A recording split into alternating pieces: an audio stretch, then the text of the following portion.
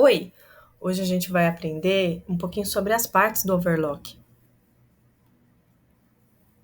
Para começar, vamos entender de onde é que essa máquina surgiu e para que ela surgiu, né? Essa máquina ela surgiu a partir da necessidade de fazer acabamento em tecidos de malha.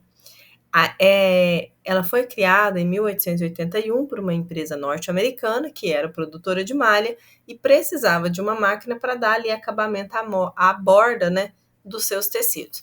Como as máquinas até então desenvolvidas eram máquinas de ponto fixo e a malha tinha elasticidade e o ponto fixo não acompanhava essa elasticidade da malha, foi necessário criar uma máquina que, além de fazer o acabamento na borda do tecido, também acompanhasse ali a elasticidade dessa malha, tá? Então, a overlock ela foi criada a partir desta necessidade. Explicando um pouquinho mais, a overlock é um tipo de máquina da série 500, de costura industrial ou semi-industrial também, e efetua simultaneamente a costura, o corte e o chuleio. O que é o chuleio? É o acabamento na borda do tecido, para evitar que esse tecido não desfie, tá? Esse acabamento ele é feito em forma de ponto corrente. E aí eu trouxe uma animação da empresa Crossbecker. A Crossbecker replicou uma animação com muita fidelidade aos movimentos da máquina overlock. Então, perceba que a máquina ela vai funcionar com 2 loopers. Esses loopers vão fazer o papel ali da bobina e da caixa da bobina. Então, esses loopers eles trabalham em sincronia, fazendo laçadas tanto na parte superior do tecido, que é o looper superior, quanto inferior, que é o looper inferior. Enquanto que a agulha, a função dela, além de penetrar no tecido e levar a linha até os loopers, né, perpassar a linha pelos loopers, ela tem a função de fazer a trava dessas laçadas que os loopers vão formando. Então, se vocês perceberem na animação, vocês vão ver esses movimentos da agulha e dos 2 loopers de uma forma muito sincronizada.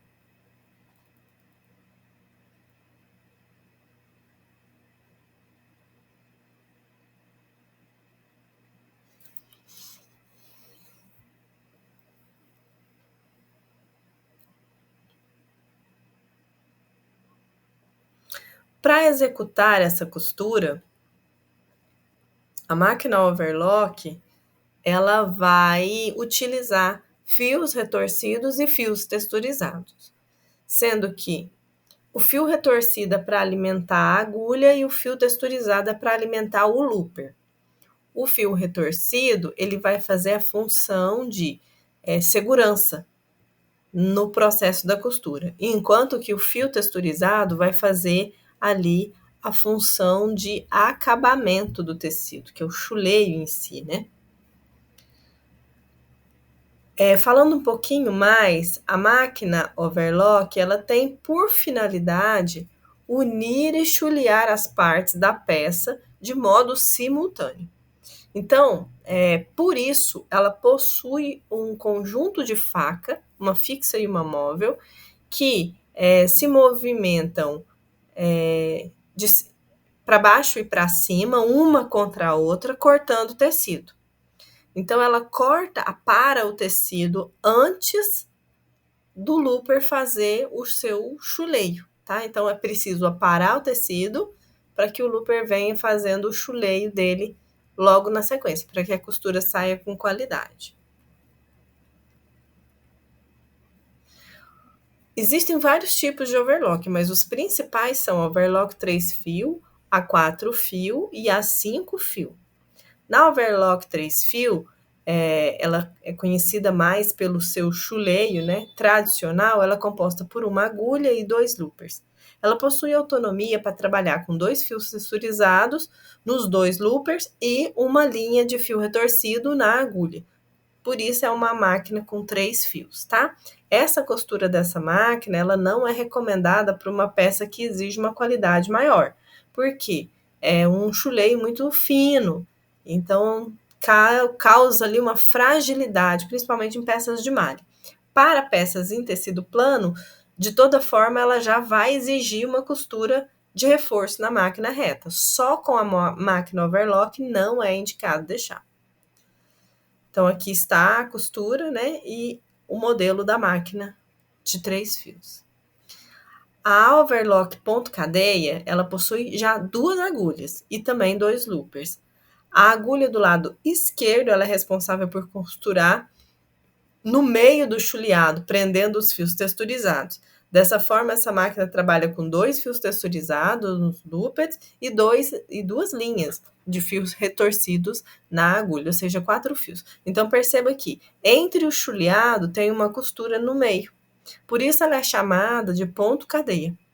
Essa máquina ela é mais indicada para malha, fazer peças em malha, e não exige costura de reforço nem nada disso, porque ela já tem a costura de reforço entre o chuleado. E pode também ser usada para tecido plano, mas de toda forma, no tecido plano, precisa fazer a costura de reforço, porque no tecido plano, o reforço vem por fora do overlock e não interno ao overlock, tá? Então, essa máquina aqui ela é mais indicada para fazer peças em malha. E por fim, as interlocks. Já as interlocks, ao contrário da ponto cadeia, ela é indicada para tecido plano, porque ela já faz a costura de reforço interna. Percebam aqui que tem a costura de chuleio, mas logo na sua parte interna aí já tem uma costura de reforço. A questão é que ela faz essa costura de reforço em forma de ponto corrente, tá? Então, ela não vai fazer essa costura de reforço igualzinha a costura da máquina reta. Ela vai fazer ali essa costura em ponto corrente. Mas já elimina aí o processo da máquina reta para fazer essas costuras de reforço, tá? Ela vai trabalhar com 5 fios.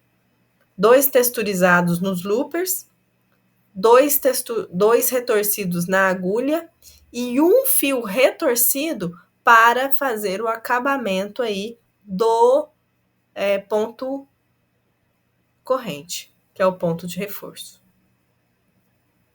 Então, aqui está a diferença das 3 costuras. Percebam que o primeiro modelo é do ponto da overlock 3 fios, o segundo é do overlock 4 fios e o último, né, o overlock 5 fios. E também está a indicação aí de tecidos para cada máquina. Bom, e agora vamos às partes da máquina, né? A gente tem na máquina overlock 2 pedais. O primeiro pedal, que é esse mais magrinho aí, do lado direito, é o pedal que vai acionar o calcador da máquina. Então, quando você aperta esse pedal, o calcador levanta. Isso facilita para que o operador da máquina fique com as mãos livres, né? Possa atuar ali com as mãos livres. O outro pedal é o pedal de aceleração, que faz a mesma função do pedal de aceleração da máquina reta. Ele serve para acionar o motor da máquina e fazer com que a máquina atinja ali a rotação desejada, né? Ir mais rápido, ir mais devagar. Então, tudo você controla aqui no pedal de aceleração. Também tem o botão de liga e desliga, assim como na máquina reta também tem. Só que a diferença aqui que eu gostaria de chamar a atenção para vocês é que tanto na máquina overlock quanto na máquina industrial. Pode ter 2 modelos, do motor convencional, que é esse liga e desliga de caixinha, né, mais conhecido, e na máquina overlock é só um botãozinho, na máquina overlock Direct Drive, é só um botãozinho que tem aqui na lateral, tá? Então pode ter esses 2 lugarzinhos aí nessas máquinas hoje em dia para poder ligar e desligar.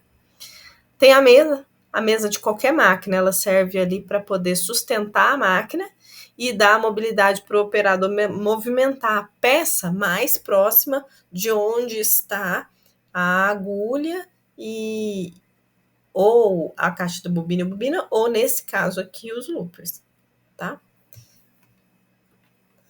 O motor da máquina, conforme já foi dito, pode ser motor convencional, como também pode ser motores direct drive. Os motores convencionais são mais barulhentos, consomem mais energia, e o direct drive ele é econômico e silencioso. O visor de óleo ele ajuda ali a ver se a máquina tem óleo e também a cor desse óleo, se está precisando trocar ou não. Então, aonde que eu consigo ver tudo isso na máquina overlock se o cárter dela é embutido? Nesse visor superior, quando eu acelero a máquina, o óleo é bombeado contra a parede desse visor. Então, você fica batendo o óleo aí no visor e você consegue ver a cor dele. Já no visor que está à frente, né, do cabeçote da máquina, está na parte frontal aí do cabeçote da máquina, você vai conseguir ver o nível. Então, você vai ver se o óleo está dentro do nível desejado ou se precisa fazer a reposição do mesmo. Para entender como é que é a reposição do óleo, a troca de óleo na máquina overlock, tem um vídeo nesse link aí. Basta vocês apertarem que vocês já vão para o vídeo onde ensina a fazer a troca do óleo. Os tensores de linha, eles são responsáveis por controlar a tensão do ponto, assim como também na máquina reta. A questão é que, dependendo do tipo de overlock, vai ter uma quantidade X de tensor, porque vai aumentar ou vai diminuir ali a quantidade de linhas ou fio texturizado. O que se recomenda? Não apertar demais o tensor que vai para os fios texturizados, porque são fios mais frágeis, fácil de se arrebentar, tá? Mas, antes de tudo, observa bem a regulagem de ponto da máquina para poder controlar ali a tensão tanto dos fios texturizados quanto também dos fios retorcidos. Na overlock 3 fios, vai ter 3 tensores. Na overlock 4 fios, 4 tensores. Já na interlock, além dos 4 fios posicionados na parte frontal do cabeçote, também vai ter um tensor posicionado na parte lateral, que é o tensor que regula a tensão de linha ali para o ponto corrente. O volante da máquina, ele vai servir tanto para ajudar o operador a dar 1 ponto, 2, né, fazer aqueles pequenos passes de ponto curtinhos. Então, ele serve como auxiliar. Ele também traz uma numeração que contém ali, que te ajuda a identificar qual é o tamanho do ponto da máquina, e ele jamais pode ser girado para frente, ele sempre tem que ser girado para trás, tá? Por quê? Porque a rotação do motor da overlock é ao contrário. Então, a gente precisa rodar esse volante também ao contrário. O calcador, ele vai servir para pressionar o tecido durante a costura. Ele pressiona o tecido contra a serrilha durante a costura, para que a serrilha consiga carregar o tecido na quantidade ideal para formar um ponto, certo? Com relação ao calcador, precisa toda vez que você for enfiar a máquina, ou a linha arrebentar, ou de qualquer forma, é preciso retirar esse calcador, é preciso desacoplar, desencaixar o calcador e colocar ele assim para a lateral, para que você tenha acesso ali às pontas dos loopers e também às agulhas, tá? A alavanca manual do calcador, ela vai servir para levantar a trava. Então, se você apertar ela, a trava vai subir e você vai conseguir tirar o calcador. Quando você for colocar o calcador no lugar, é necessário também apertar ela para que a trava levante e você consiga colocar o calcador debaixo da trava e deixar ali a trava descer, tá? O parafuso de pressão do calcador, ele vai servir para comprimir mais o calcador em cima do tecido ou tirar um pouco a pressão. E como é que eu sei isso? Como é que eu sei esse nível? Se eu olhar no meu tecido e tiver a marca da serrilha no meu tecido, a pressão do calcador está exagerada. E se a minha máquina não estiver puxando o tecido da minha mão, quer dizer que a pressão do tecido do calcador está pouca, então eu preciso colocar mais. Aí eu vou apertar o parafuso de pressão do calcador para que aumente a pressão sobre ele. As navalhas, né? As navalhas eu já falei um pouquinho, são duas, uma fixa e uma móvel. A navalha móvel, ela movimenta para cima e para baixo, e ela movimenta contra, né? Quando ela desce contra a navalha fixa. E é nesse momento em que ela faz o corte do tecido, como se fosse uma guilhotina mesmo. Então ela fica ali batendo na máquina, na navalha fixa, né, relando, passando bem rente ali a navalha fixa e cortando o tecido. O transporte diferencial, esse transporte diferencial, ele altera a forma como as serrilhas puxam o tecido. Ele é usado quando eu tenho a necessidade que a puxada do tecido inferior e a camada do tecido superior, né, que geralmente a gente coloca um tecido sobre o outro para unir e chulear. Então são dois tecidos sendo costurados. E aí, quando eu tenho a necessidade que um tecido puxe mais, enquanto o outro mantém ali na sua normalidade, né? Sem puxar, sem encolher, sem nada. Então, quando eu tenho essa necessidade, eu faço a alteração aqui no diferencial. Mas atenção, tá? Só vale a pena mexer nesse diferencial se a produção for grande. No caso de treinamentos, que a gente vai fazer uma peça só, não compensa fazer essas alterações na overlock, não. Aí a gente franze a manga na mão e prega depois, aí a gente faz outra proposta. A serrilha da máquina overlock, ela é 2, por isso eu consigo fazer a alteração da puxada dela, tá? Porque ela é 2, elas trabalham em sincronia, mas elas são 2, uma de trás e uma da frente, tá? Elas se movimentam em círculos e carregam o tecido na quantidade ideal para que o ponto seja formado. A chapa da agulha, ela tem um monte de função. A chapa da agulha tem várias funções. A primeira, ela serve de base ali para o tecido correr. A segunda, ela protege a serrilha e não deixa que esse tecido adentre ali pela parte mecânica da máquina e da serrilha e tudo mais. E também ela define a largura do chuleio. Como assim ela define? Ela tem uma bitola que faz com que ou o overlock seja mais largo, o chuleio do overlock seja mais largo, ou bem fininho, como é o caso dos calfados, né? Que a gente tem ali a bitola bem fininha para que faça ali a barrinha em vestido de festa e tudo mais, bem delicadinho. O regulador de tamanho de pontos, e aí a gente tem 2 lugares que a gente precisa estar muito antenado, que é a numeração do volante. A gente também tem uma marca, um pontinho, uma marquinha, que eu chamo de marca de indicação, marca de referência. Tem uma marca de referência bem aqui no cabeçote da máquina, do lado do volante, né? Para que você, quando o número chegue nessa máquina, nessa marca, quer dizer que o tamanho do ponto está naquele tamanho ali, naquela numeração. Só que, para que eu consiga identificar o tamanho do ponto, eu vou precisar aí do auxílio do botão de regulagem de ponto.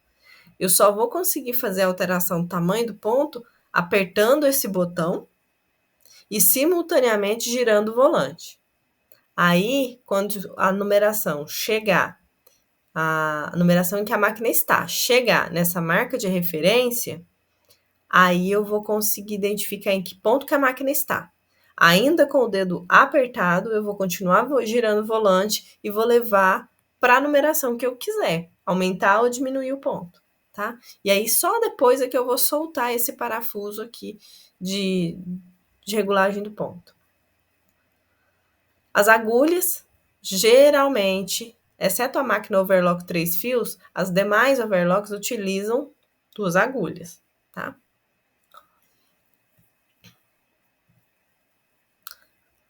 Vale falar que as agulhas da máquina overlock é a DVX27.